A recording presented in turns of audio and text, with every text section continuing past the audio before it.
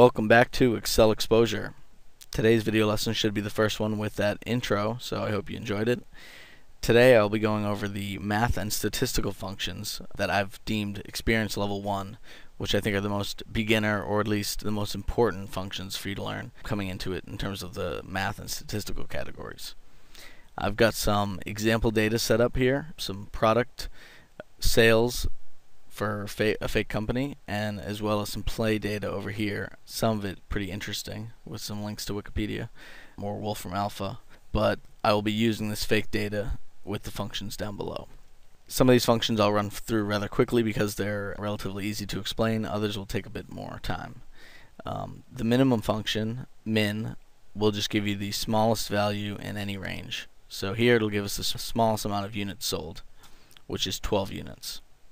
The max formula will do the exact opposite, which will give you the largest number in any range. So the max number of units sold out of the cells given. So right there you can quickly and easily figure out what was the lowest amount of units sold and what was the highest. Average is also pretty self-explanatory. That takes any range and gives you the mathematical average of it. So if I look at all of the revenues, the average revenue is $950. If instead I wanted to find out the number of units sold and what the average of that was, you can see that it was 15.67. So you can use the average function to pretty easily come up with an average of any range of data. Median is a bit trickier to explain. That is the middlemost value in a range. If I go into this median formula bar up top and I hit the insert function button, it'll come up with a description here. It shows you returns the median or the number in the middle of a set of given numbers. But you can see it up here, it shows the numbers that I have. And since mine aren't sorted from smallest to largest or anything, it'll really just be the average of the two in the middle if it's an even number. If there were an odd number, if I had 7 entries, it would be the middle entry. But since I have 6, it's actually the average of these two.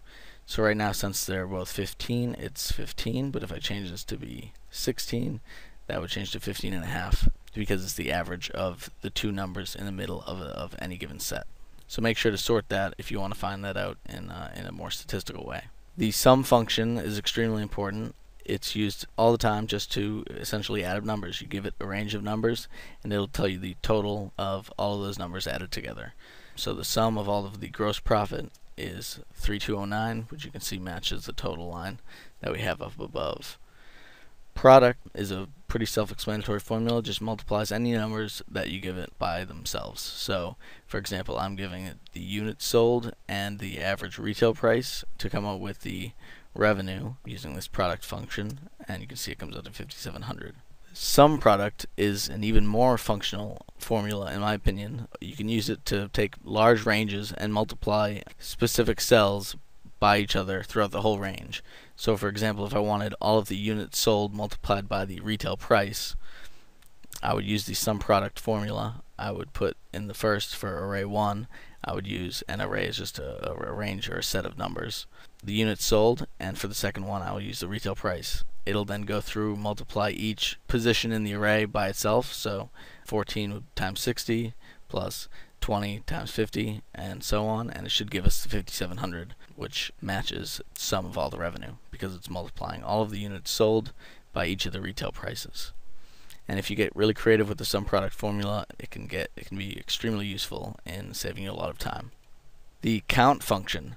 The count function gives you a number of cells, not a value from the cells, but it counts the number of cells in any area that contain a number. So for instance, I highlighted this area, which includes the product category name, and so you'll see that comes up as being 30 cells.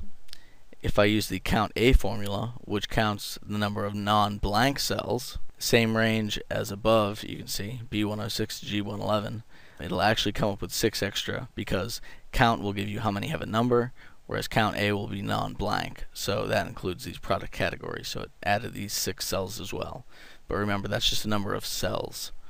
Count blank does a bit of the opposite, which counts how many blank cells we have in a range.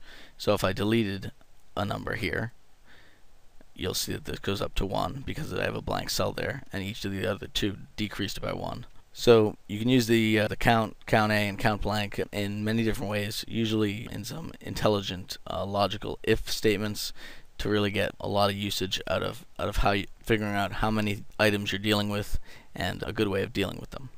Absolute value just takes whatever number you give it, positive or negative, and shows it as its positive absolute value. So you'll see I have absolute 0, which is negative 273.15 degrees Celsius. If I take the absolute value of absolute 0, I get positive 273.15.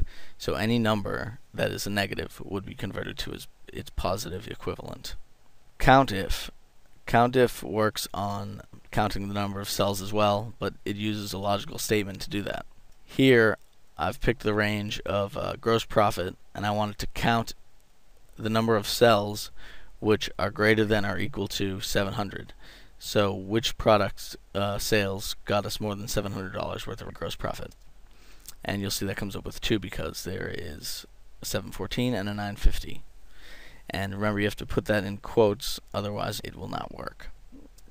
Similarly, there's a COUNTIFs formula, which allows you to give multiple criteria for which ones it should count. It's similar to COUNTIF, but it allows for additional criteria to be set as to which it's evaluated. So here I'm looking at the same area, gross profit. I want to see if they are greater than or equal to 550. So you'll see how it says criteria range 1 and the criteria 1.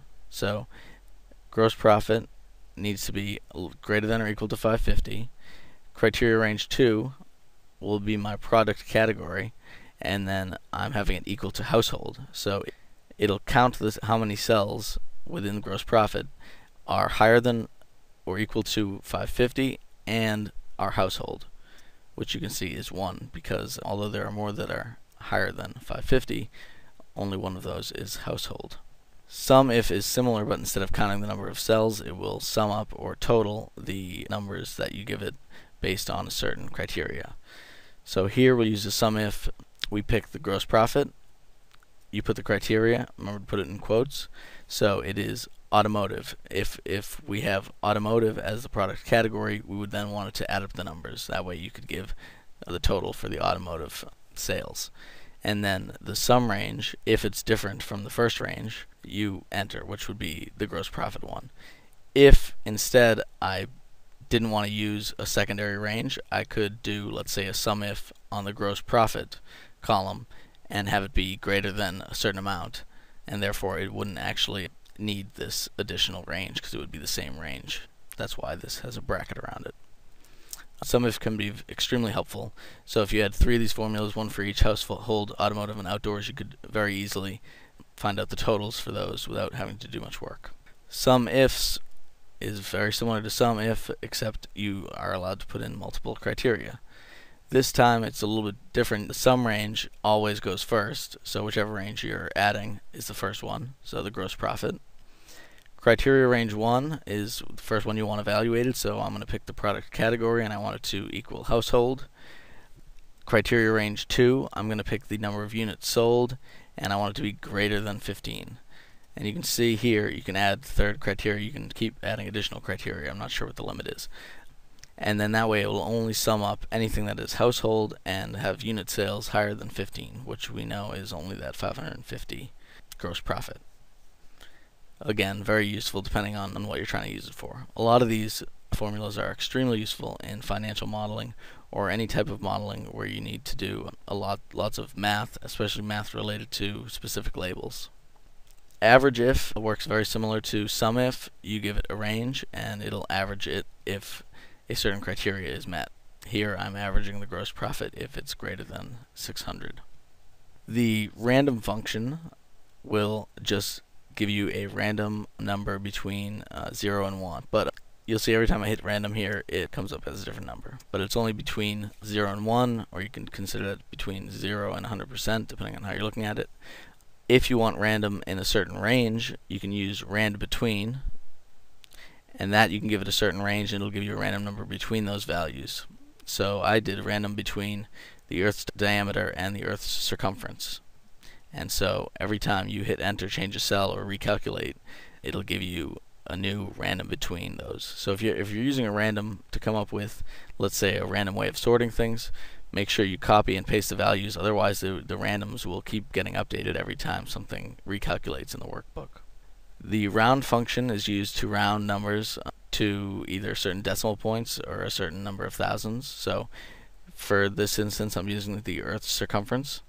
If I wanted to round it to the nearest tenth of a decimal point, I would put a 1 here, this is the number of digits. So a 0 would be to the nearest whole number. A 1 would be to the tenth. And then actually negative would bring you to tens, hundreds, thousands, etc. So if I did -1, for instance, it'll round it to the nearest 10, which is 900. If I did -3 here, it'll show me 25,000 because I actually want it to the nearest 1,000. So using negative or positive, you can round numbers pretty easily. In addition to the round function, there's round down. Round down will simply do the same thing, but it'll round it down no matter what. If it's above the threshold that would consider it to round up usually, it'll round to the next one below. Round up does the same thing but reverse, so no matter what, it'll go to the higher level if it crosses the bottom threshold of whatever the rounding is to. So in this example, I have -4, and it rounds up to the nearest 10,000, which is 30,000, even though 24,901 isn't above 25,000. And so using the round down, and round up, you can figure out which way you want to change your data to make it useful for you.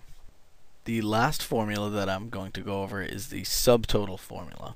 This one is a bit more complicated, and you see I posted a copy from the Microsoft knowledge base on it. You can see the link here. But essentially, the subtotal function has many different sub-functions that you need to choose. The format of it is subtotal, then you pick a function number, and then give it a range.